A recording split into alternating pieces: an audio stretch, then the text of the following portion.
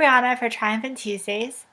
This week we're continuing our rotation on eating disorders and crisis. This week I'm going to be talking about how to deal with crisis that happens on a larger scale, like that affects a community or a group of people, or just any type of crisis that happens outside of you that affects more than you. It could affect a family, it could affect a large community, it could affect anyone, but just something bigger than just an internal crisis. And I'll also be talking about how that may affect your eating disorder and how you can cope with that too. I have so much experience with this, but I kind of narrowed it down to 3 that I can talk about. The first one being 9/11. That was definitely a huge crisis, and I remember that I was sitting in sophomore homeroom French braiding a girl's hair. I like to do that. And it was just a regular day, and I was French braiding her hair. All of a sudden, the principal came over the intercom and was like, told my teacher to turn on the TV, like immediately. And I was like, okay, wow. So he did, and we actually saw the second plane crash into the World Trade Centers. And I remember being very deeply affected by this. And I just remember, I'm very spiritual, so I remember reaching out to God and being like, why? All those people died. Why isn't there better plane security? Like, why did this happen?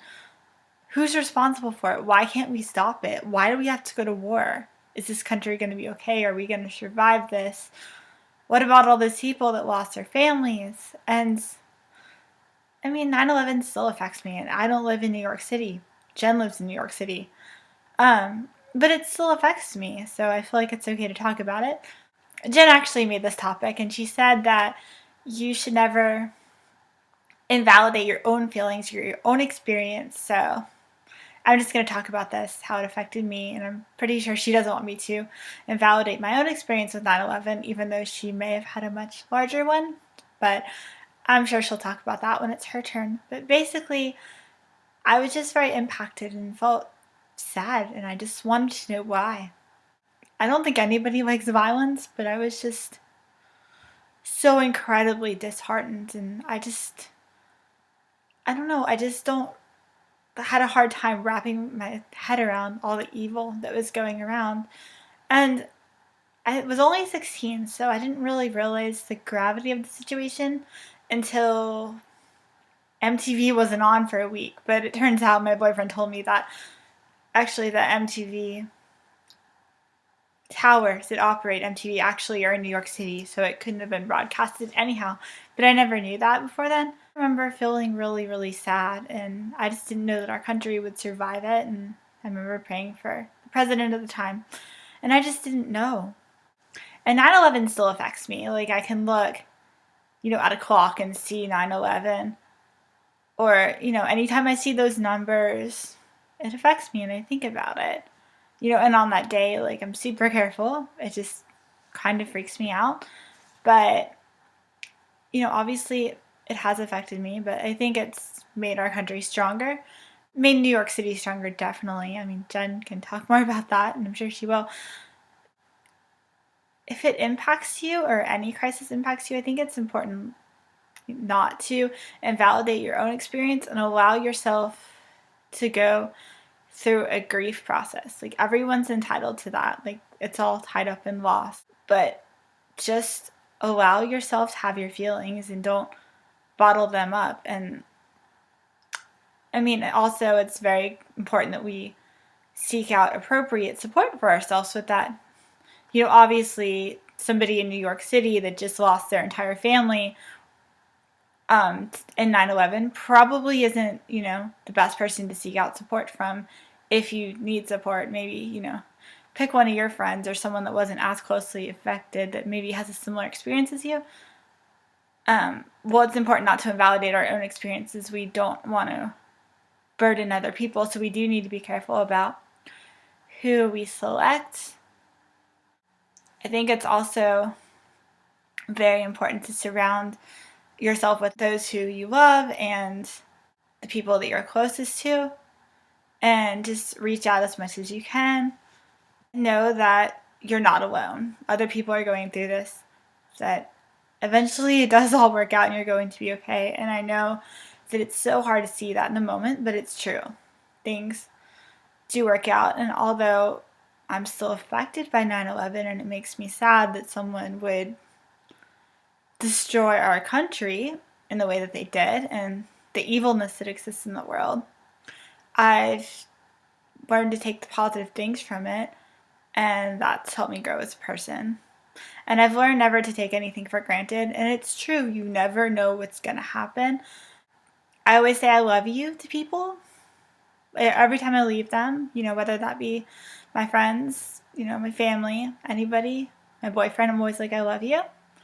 And every time I write on the We Are Freedom Fighters Facebook wall, I'm always like, I love you, because you never know. Because I love those girls and I want them to know. So I always say that.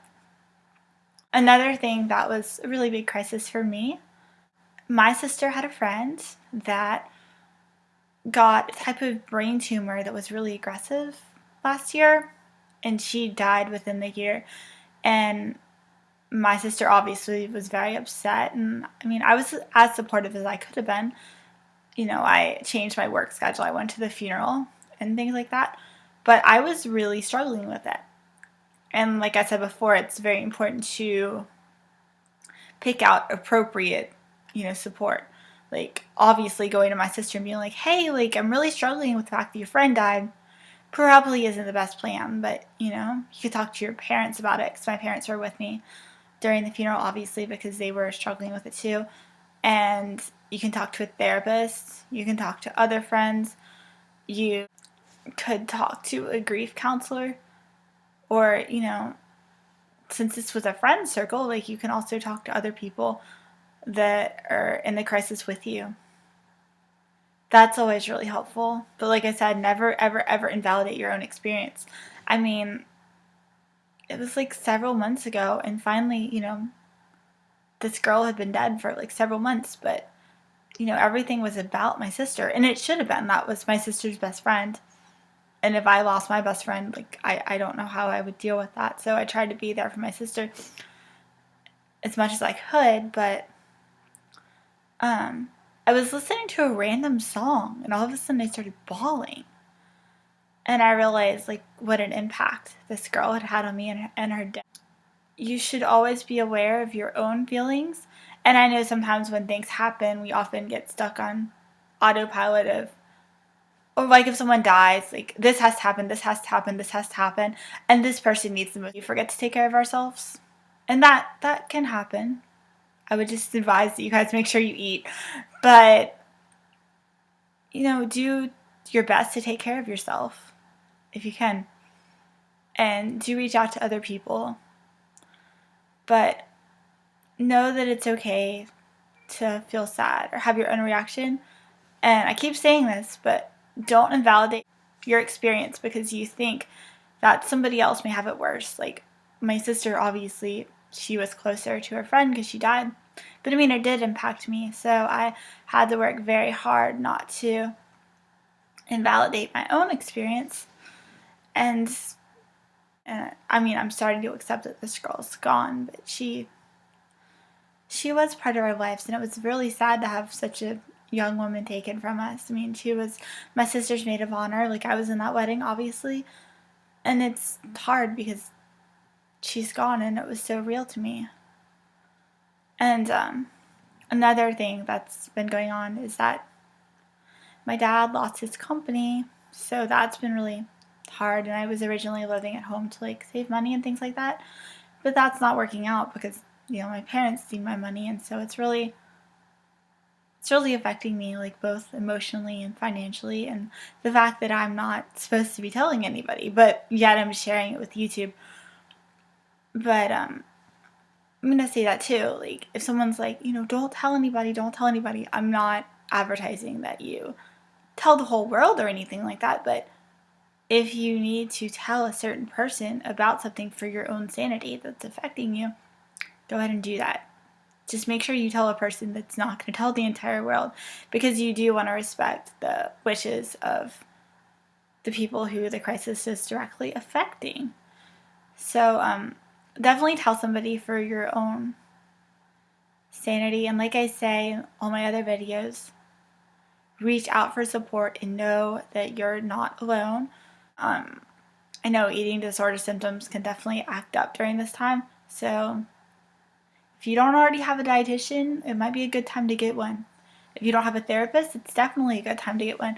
But follow your meal plan. I cannot say that enough, so I will say it again. Follow your meal plan. Even if you haven't had a structured meal plan for years and you've been doing awesome, like great. When I'm having a hard time though, and I know like there's a crisis, like when my therapist left, I went back to my dietitian. I'm like, I got another meal plan. I didn't want my crisis to end up being a crisis with food, so I made sure that my eating was really structured, even though I was doing really well, and I made sure that I got all of my meals in, and I still do that, and I get enough sleep, even if it means skipping the party, which sucks sometimes, let me tell you, because I feel like I go to work, and then I come home, and then I go to sleep, and then I go to work again.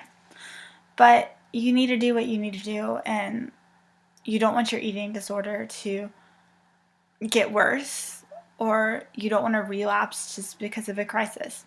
Like I said, things happen. It's not your fault. It's not your body's fault. You don't need to put additional stress on your body. I mean, obviously the crisis is going to do that.